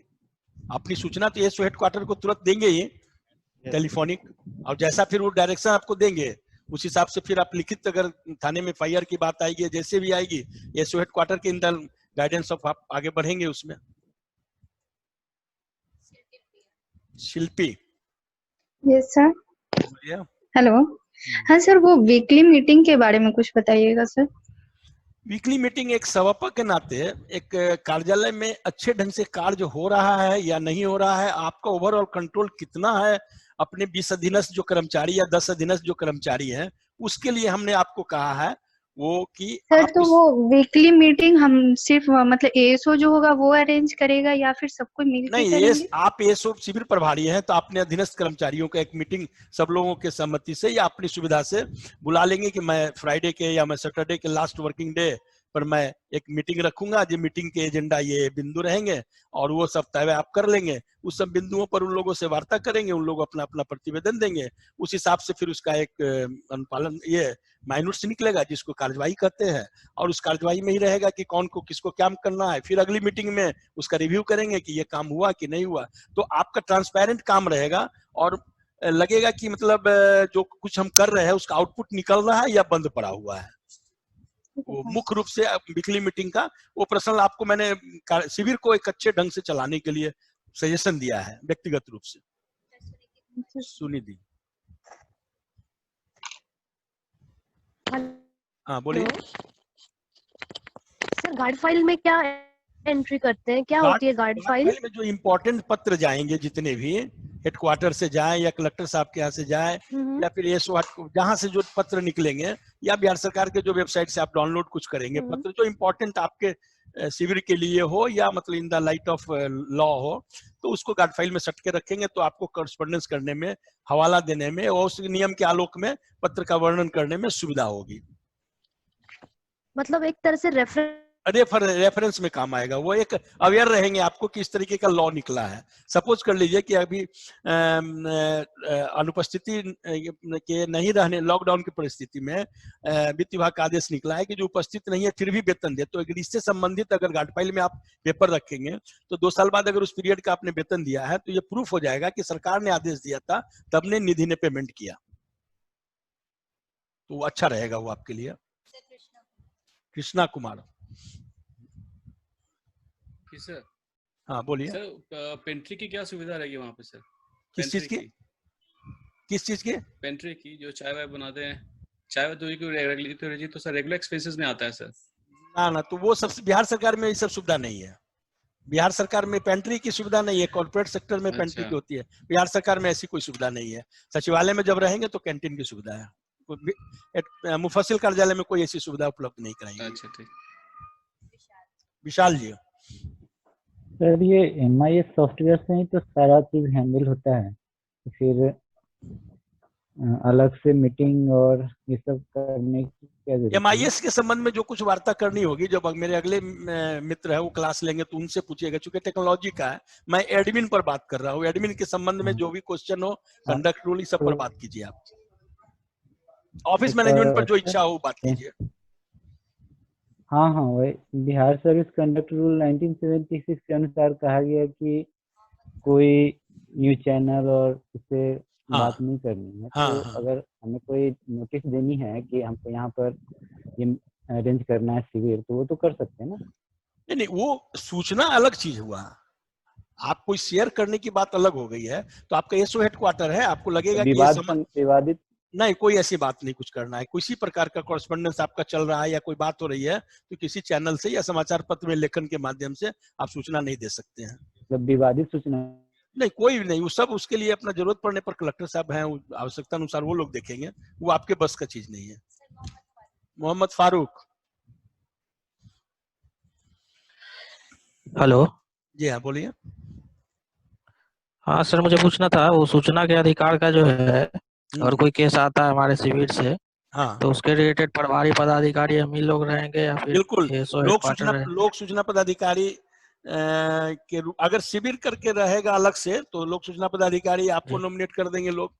तो आप अपना उत्तर नीचे में जो फाइल से डील होकर के आएगा उसको जहां से जो मांगेगा उसको देंगे। और वैसे अमूमन जिला में चुके रहेंगे तो सहायक बंदोबस्त पदाधिकारी होते हैं हेडक्वार्टर जी। हाँ, वो देखेंगे इसको सूचना का अधिकार, आपसे सूचना प्राप्त करके उनको सूचना देंगे। अच्छा, अभी तक मतलब क्लियर नहीं है कि शिविर प्रभारी को ही बनाया जाएगा या फिर नहीं, जरूरत पड़ने पर बनाया जा सकता है। इसके लिए मेंटली रूप से आप तैयार रहेंगे, लेकिन अभी तो हेडक्वार्टर है ही सब जगह। तो दूसरा हाँ पल्लवी। हेलो। हाँ good afternoon sir. Good afternoon sir. मुझे ये पूछना सर, आपने अभी बताया जो लॉग बुक होती है जो लिपिक के पास होती है, सर उसमें हमारा क्या योगदान होता है? आपका योगदान होगा कि जहाँ 10 दिन पर, 15 दिन पर, 8 दिन के बाद जब आपकी इच्छा हो, आपको जब ऐसा महसूस हो कि मैंने आपके संज्ञान में तो रहेगा ही पत्र कि मैंने 10 तरह के ऐसे पत्र भेजा तो जो बहुत ही महत्वपूर्ण थे, या आपको अपनी डायरी में अगर आप नोट करके रखे हुए हैं या अति महत्वपूर्ण पर, चूंकि एक बार जब डाक आपके हाथ से निकल गया तो फिर आपके मेमोरी में रहेगा नहीं, तो इसलिए राइट डाउन करके अगर आप अपने डायरी में रखे हुए हैं तो आप उसको कॉल करेंगे कि ये पत्र तो अभी तक आया नहीं। जी सर। तो उस परिस्थिति में आप उनके लॉगबुक को मांग सकते हैं कि भाई लॉगबुक आप लेकर के आओ। तो लॉगबुक में जब देखेंगे कि डायरी नंबर 303 अभी तक पुटअप नहीं हुआ तो आप उनसे पूछ सकते हैं कि ये पुटअप अभी तक क्यों नहीं हुआ, तो अपनी परिस्थिति बताएंगे वो। तो उसके आगे अगर लगेगा जेन्युइन है तो ठीक है, नहीं तो फिर स्पष्ट सर तो मतलब सर तो हम लोग हाँ एक मिनट पूछने दीजिए। हाँ बोलिए बोलिए। हेलो बदल दिए उसको पूछने देते ना बेचारी को। हेलो। हाँ ऋषिराज। हाँ जी सर, मेरा एक डाउट है। हेलो। हाँ बोलिए। हाँ सर, हमारा ये नोटिस पीरियड 1 मंथ का है। Suppose I want to resign and मतलब 1 महीना के पहले मेरे को ये छोड़ना है, तो कुछ ऐसा है क्या, कुछ मतलब रूल्स वगैरह? तो जो रूल बना हुआ है उसी के आलोक में कार्रवाई होगी। उस पर अभी उस पर कोई तो सर वहाँ पे जैसे लिखा हुआ है ना कि मतलब हमें 1 महीना नोटिस पीरियड सर्व करना ही है ऐसे। तो suppose we want to leave it before 1 month, तो उसका कुछ है? नहीं तो जो रूल में बना हुआ है वही अभी चलेगा, उसमें अभी कोई अमेंडमेंट नहीं हुआ है, उसी का पालन होगा अभी वही होगा पालन। गौरव जी, सर एक रिक्वेस्ट है सर, वो जो सर ऑफिस मैनेजमेंट का सर थोड़ा एक बार संक्षिप्त में बोल देते सर 5 मिनट में, क्योंकि सर हम उससे मतलब कनेक्ट नहीं हो पाया था सर, मतलब एक रिक्वेस्ट। अच्छा ठीक है, अब तो समझा देंगे, लेकिन आपको हम ज्यादा बेटर प्रेफर देंगे कि आप इसकी एक किताब है जो बहुत सस्ती में 20-30 रुपए मिल जाएगी, आप नोट कर लें। सर बोलिए सर। बिहार सरकारी सेवक जी सर, आचार संहिता नियमावली 1976। वो सर बहुत ही अच्छी ऑफिस में, हाँ कहीं भी मिल जाएगा, कलेक्टेट में कहीं भी मिल जाएगा। उसके पढ़ने के बाद अगर आत्मसात करेंगे तो एक अच्छे सरकारी सेवक निश्चित रूप से आप हो जाएंगे। सर ऑफिस मैनेजमेंट रूल उसमें मतलब ऑफिस मैनेजमेंट उसमें नहीं मिलेगा, उसमें सिर्फ कंडक्ट रूल मिलेगा। सर कंडक्ट रूल तो सर थोड़ा एक बार सर ऑफिस मैनेजमेंट के वजह सर उस समय हम मतलब कनेक्ट। अच्छा फिर हम लोग बना रहे हैं कुछ, तो आपको भेजेंगे तो उसमें देख लीजिएगा। छवि कहाँ है छवि? हेलो। हाँ छवि बोलो।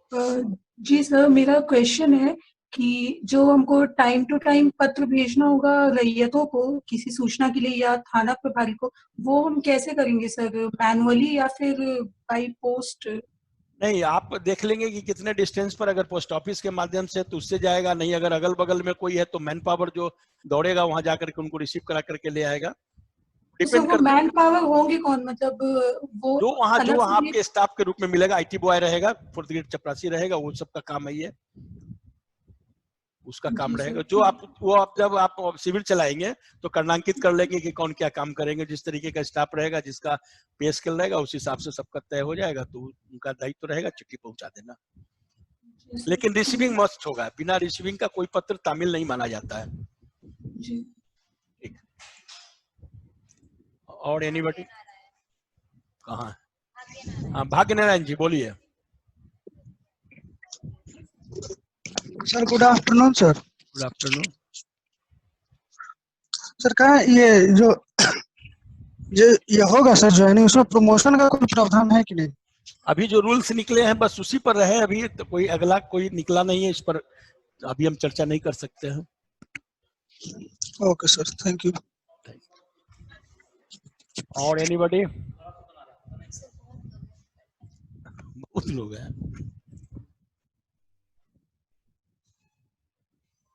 हाँ मुकेश जी। हाँ सर, नमस्कार सर। बोलिए सर। जबकि हमारे आनंद जी भी पूछ रहे थे बट उनका अनम्यूट कर दिया गया, उनका बड़ा ही वाजिब सवाल था, फिर भी मैं पूछ रहा हूँ सर। जैसे आपने बोला सर कि अनंत कुमार सर हमारे एक कलीग पूछ रहे थे सवाल, बट अनफॉर्चुनेटली अनम्यूट हो गया था उनका सर। एग्जैक्ट तो नहीं, बट किसी आपने सर बोला कि किसी ग्राम में हम घर में रह सकते हैं, किसी के घर में, बट जहाँ शिविर का स्थापना होगा वहां पर। हाँ बट सर अब एज पर रूल अगर हम जाएंगे तो सर कहा जाता है कि नहीं भाई हम उसके घर की चाय भी नहीं पी सकते, क्योंकि ये एक एथिकल कंडक्ट, एक एथिकल कंडक्ट में आ रहा है सर। तो उसके घर में रहने का मतलब तो मीनिंग तो सर वो अनएथिकल में वे में जा रहा है ना सर। नहीं, ये तो आपके मोरल पर डिपेंड करता है कि किराए के मकान में तो पटना में तो हम लोग रहते हैं या आप रहेंगे, तो आपका मोरल क्या अलाउ करता है। आप उसका कोई दान लेंगे, आप उससे कोई दहेज लेंगे, आप उससे कोई गिरवान से आप उससे अपना फुलफिल कराएंगे तो कंडक्ट रूल का वायोलेशन होगा। लेकिन अगर वो व्यक्ति मकान अपना किराए पर लगाने के लिए तैयार है और आप किराया दे करके रह रहे हैं, तो आपके अंदर में बिल पावर होना चाहिए कि मैं इनका सिर्फ किराएदार हूँ, उसका चाय क्यों पियेंगे आप।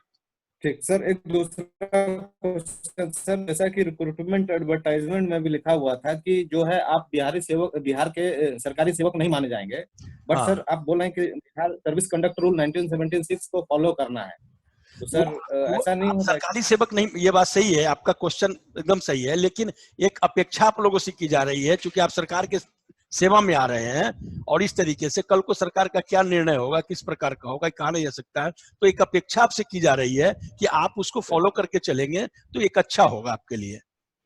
अदरवाइज तो अगर संविदा पर जाएंगे तो फिर जो नियम है उसमें तो 2 मिनट। एएसओ का ठीक ठीक ठीक ठीक सर। एएसओ का वर्किंग डेज कितना रहेगा sir in a week? 6 day. 6 day. हाँ 6 डे रहेगा। अब आवश्यकता अनुसार संडे भी काम करना पड़ता है, आवश्यकता अनुसार जैसा हो, लेकिन 6 डे तो रहेगा ही। हाँ सुशील जी। सर मेरा एक क्वेश्चन था, जो हमारा एक ज्वाइनिंग लेटर का जो डॉक्यूमेंट चेकलिस्ट है उसमें 6 नंबर पे है डिलीवरिंग लेटर। सर वो प्राइवेट सेक्टर में जो जॉब कर रहे हैं उनके लिए कंपलसरी है या नहीं है?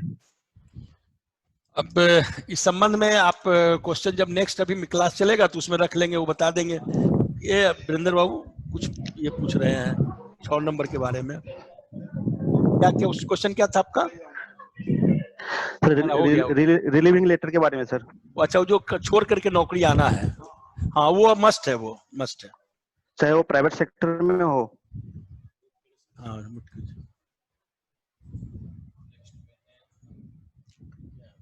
ये बोले थे बैंक। हाँ बोलिए बैंक। सर मेरा एक पर्सनल मामला है। मेरा लैपटॉप और मोबाइल मेरे बड़े भैया के नाम से है, क्या उसके लिए क्या करना हो? वो सब तो आपके रूल में जो लिखा हुआ है उससे अलग हट करके कुछ नहीं करना है। वो जो उसके लिए रूल बना हुआ है उसके लिए एफिडेविट कर सकते हैं क्या? वो सब नेक्स्ट का अभी एडमिन के बारे में बात कीजिए, सब पर्सनल बातें हैं। एडमिन क्वेश्चन कीजिए, एडमिन क्वेश्चन। ठीक है, थैंक यू सर।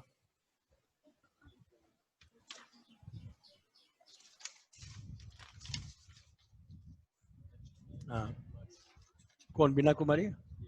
हाँ बीना जी बोलिए।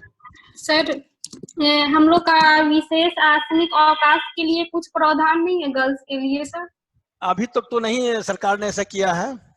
अभी सर। तो हाँ, अभी तक स्पेशल लीव के बारे में कोई ऐसा आदेश निर्गत नहीं किया है। निर्गत होगा तो फिर लागू होगा। सर हम लोग जो भंडार पंजी और अच्छिक संचिका ये सारे हम जो फाइल बनाएंगे, उपस्थित पंजी ये सब, उसमें हम लोग का कंटिजेंसी व जो कार्यालय व्यय आता है उस अनुसार मिलेगा। हाँ वो मिलेगा। सर डायरेक्ट अगर वैसा होता हम लोग के लिए वहाँ, जैसे कि जहाँ शिविर प्रभारी बनेंगे तो हम लोग का एक अलग अकाउंट खुलेगा? नहीं, वो देखिए आप एसओ हेडक्वार्टर के अधीन रहेंगे, क्योंकि सरकार के यहाँ सामान क्रय करने के लिए प्रक्रिया बनी हुई है। वो सब कुछ भी सामान जो होता है क्रय समिति निर्णय लेती है। तो आपके शिविर के लिए अगर एसओ हेडक्वार्टर खड़े करके आपको सामग्री उपलब्ध करा देंगे, अगर उनको लगेगा कि नहीं शिविर में पैसा दे दिया जाए तो आपको फिर क्रय समिति करके ही करना होगा। आप डायरेक्ट कुछ ऐसा नहीं कर सकते हैं, या कहीं से अप्रूव्ड रेट के आधार पर आप क्रय कर सकते हैं। वित्त विभाग का कोई अप्रूव्ड रेट है तो मार्केट से, बगैर अपनी मर्जी से कोई क्रय आप नहीं कर सकते कि मैं ये सामान खरीद लेता हूँ। उसके लिए समिति जब विभागीय लेटर आएगा तो उसका प्रतिलिपि हम लोग जब जिला पदाधिकारी और प्रभारी पदाधिकारी हैं उन लोग का अगर कुछ विवादित केस है तो उसके अनुसार तो हम उन लोग को प्रतिलिपि दे सकते हैं सर? हाँ उन लोग को आप दीजिएगा, सूचना दीजिएगा, जो एसओ हेडक्वार्टर उनको दीजिएगा ही, बिल्कुल दीजिएगा। Thank you sir. विशाल। हाँ सर, हमारा कहना है कि कार्यालय के समय में अगर कोई अप्रिय घटना घटित हो जाती है, जैसे कि किसी को चोट लग गया या हॉस्पिटल पहुंचाना पड़ा, तो क्या उसका एक्सीडेंट वगैरह से हो जाता है, उसका खर्च वगैरह सब कैसे होगा? तो होता ना कि कभी किसी को चोट लग गया, आप सरकारी अस्पताल में उनको एडमिट कराएंगे और उसके बाद फिर जो होगा सो फिर उनका देखा जाएगा। अभी तक कोई ऐसा इसमें प्रावधान नहीं किया गया है जो मेडिकल बेनिफिट के बारे में।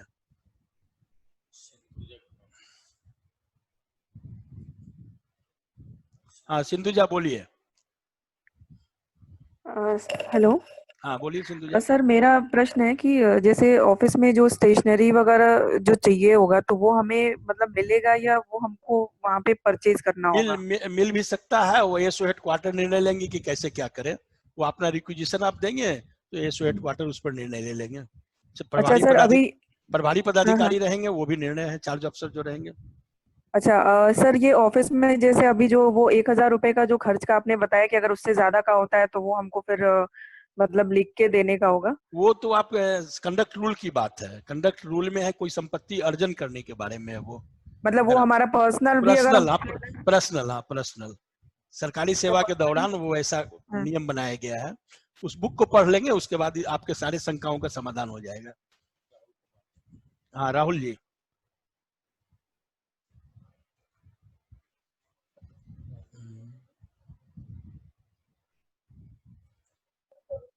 हेलो।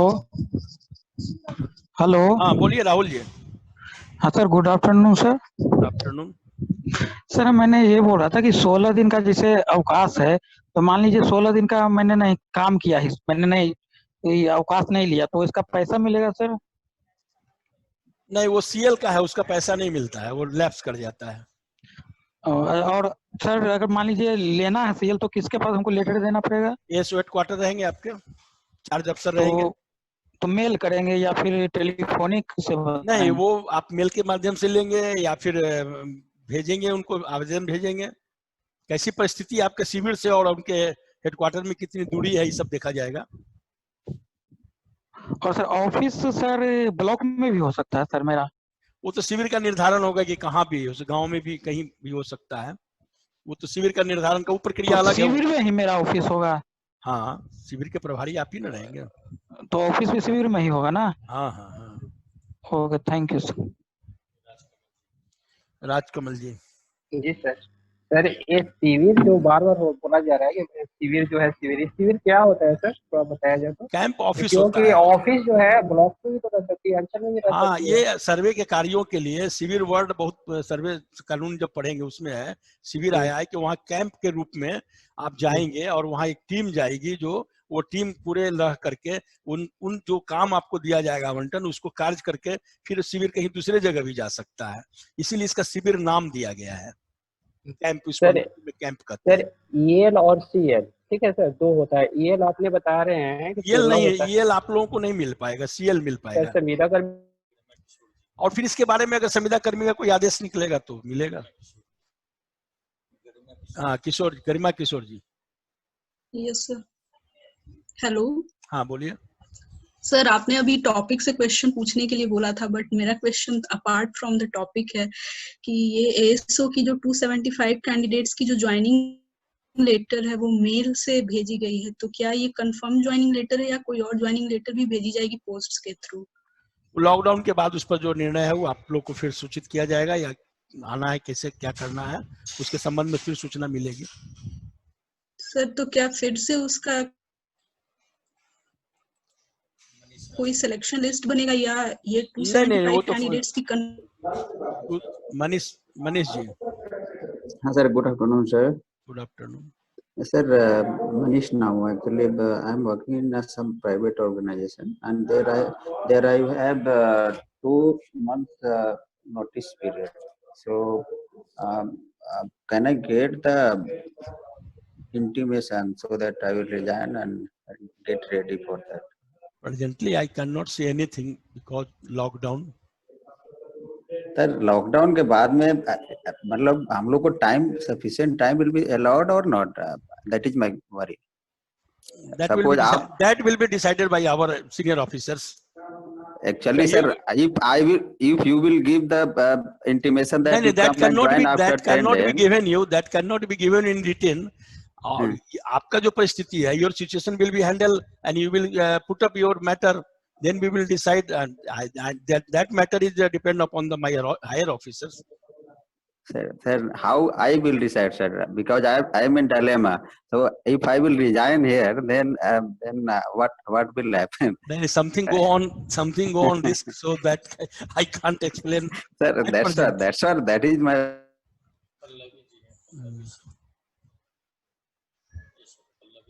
पल्लवी जी। हेलो।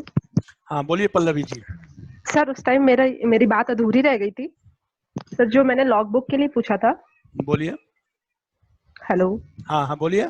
हाँ जी सर, उसमें ये बोला था मैंने कि सर अगर उसमें कुछ त्रुटि पाई जाती है तो हमारे द्वारा ऑब्जेक्शन किए जाने का पूरा हक होता है हमको? बिल्कुल बिल्कुल, आप उनसे स्पष्टीकरण पूछ सकते हैं कि ये पत्र आपको अमुक तारीख को मिला था और आज तक आपने इसको पुटअप क्यों नहीं किया। अपनी परिस्थिति स्पष्ट करते हुए अपना स्पष्टीकरण 3 दिनों के अंदर में देना सुनिश्चित करें। सर और एक एक मिनट, जब आपका उनका स्पष्टीकरण प्राप्त हो जाएगा तो आप एक्शन नहीं लेंगे, आप उनके अपने अनुशंसा के साथ अपने एसओ हेडक्वार्टर को भेज देंगे कि इस व्यक्ति का ऐसा स्पष्टीकरण है। That will be decided by your head senior officer. जी सर। सर आपने अभी बताया रेसिडेंस को लेके 8 किलोमीटर के विद इन रहना चाहिए सर, तो उसमें अगर कोई भी परेशानी की वजह से अगर ओके सर, तो अगर हम लोग नहीं रह पाते सर, कोई भी परेशानी अगर हो गई और 8 किलोमीटर के विद इन पॉसिबल नहीं हो पाया सर, तो उसमें सर क्या प्रावधान होगा? प्रावधान के उसमें तो नहीं है, जो प्रावधान है सो मैंने बताया। इसके अलावे जो कुछ इतर कुछ करते हैं वो सब वो स्थानीय व्यवस्था के आधार पर सब होता है, वो आपस में, उस पर अभी आपको कोई उत्तर हम नहीं दे सकते हैं, लेकिन प्रावधान जो है सो मैंने बताया है। गौरव जी।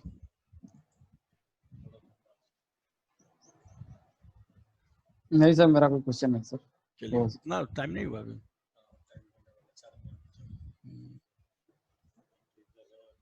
हाँ चलिए, राजकमल से हो गई। हाँ राजकमल जी बोलिए।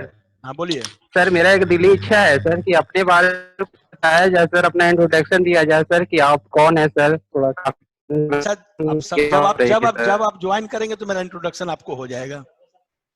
जब आप ज्वाइन करेंगे तो इंट्रोडक्शन हो जाएगा। ठीक, आप संतुष्ट है ना? बिल्कुल सर, संतुष्ट है सर।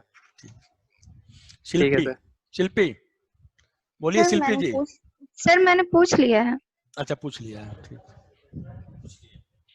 बोलिए। और फारूक जी, ये फारूक जी। सर मेरा एक क्वेश्चन था। हाँ रिलेटेड पोस्टिंग में सर चॉइस वगैरह कुछ ऑप्शन रहेगा क्या सर? वैसे क्या चॉइस पोस्टिंग के रिलेटेड कुछ ऑप्शन रहेगा क्या सर? नहीं नहीं, ऐसा कुछ ऑप्शन लिया जाएगा? नहीं, ऐसी कोई सूचना अभी हमें प्राप्त नहीं है, ऐसी कोई बात भी नहीं है अभी।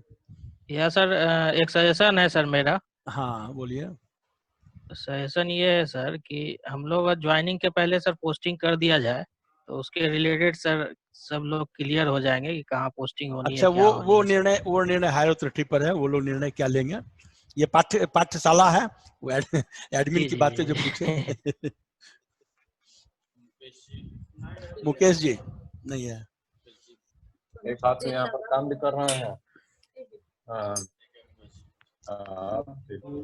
चम्मच का मतलब चम्मच होना चाहिए, सलाम पूरा जुट कर।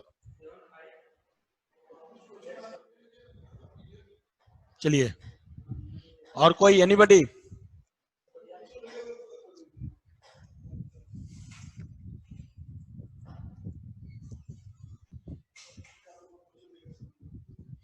क्वेश्चन तो आ ही नहीं रहा है कोई तो।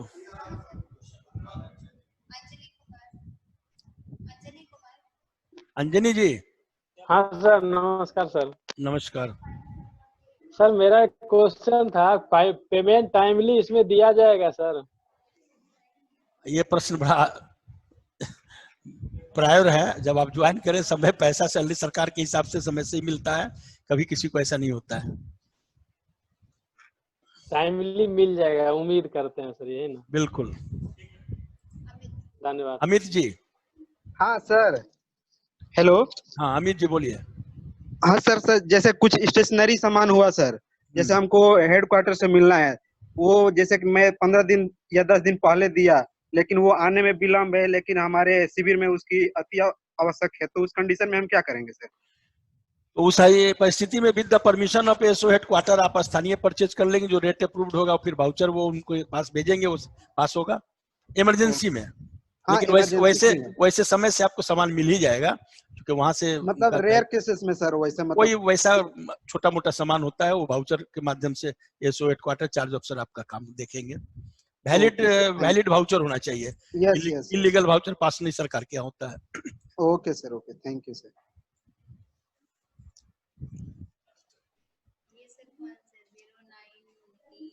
तो पूछ नहीं रहे हैं, और देख लीजिए कोई आदमी छूटे नहीं, देख लो सुरभि।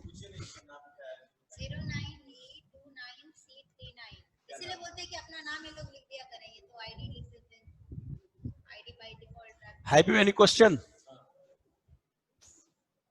बोले।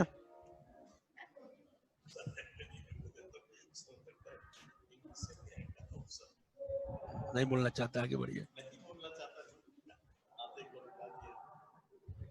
Hello hello hello.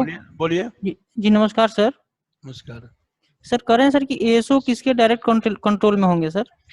ASO headquarter, collector वहां रहेंगे, चार्ज अफसर है, उन लोगों के नियंत्रण में रहेंगे। सर वो जो एडवर्टीजमेंट निकला था सर, उसमें ये लिखा हुआ था कि डायरेक्टर के भी कंट्रोल में होंगे सर। कंट्रोल डायरेक्टर तो ओवरऑल पूरे बिहार के कंट्रोल में रहे हैं। डायरेक्टर तो पूरे बिहार के हैं, पूरे सर, आप अगर लोग सर निदेशक के अधीन ही है। जी जी लेकिन इमीडिएट अफसर भी होते हैं ना, इमीडिएट अफसर वो लोग तीन अफसर वहाँ रहेंगे। Okay, thank you sir. चलिए Khagendra ji. Yes sir, good afternoon sir. Sir ये पूछ रहे थे सर, अगर कोई स्टेशनरी सामान मंगाना है तो जैसे कि क्या कहते हैं हमारे जिला समर्था से, तो वो कैसे आ पाएगा, उसके लिए सुविधा देखिए साधन क्या आप रहेगा? सामान उमान के बारे में अगर है तो एक किताब का और मैं प्रेफर कर दे रहा हूँ, सभी आदमी नोट कर लें। बिहार वित्तीय नियमावली 2005, बिहार वित्तीय नियमावली 2005। ओके, उसको देख ले, खरीद ले। उसमें 131 घ कंडिका है, उसको पढ़ ले। उसमें सारी सुविधाएं बातें आप लोगों को दी गई है, जिससे सारी जिज्ञासाएं आप लोगों की शांत हो जाएगी। ओके सर, सभी आदमी नोट कर ले, बिहार वित्तीय नियमावली 2005, उसमें उसकी जो धारा है 131 घ इस सब में सारी व्यवस्थाएं दी गई है। Okay, thank you. अब सेशन समाप्त किया जाए। ओके सर, सभी लोगों को धन्यवाद। Thank you sir. Thank you.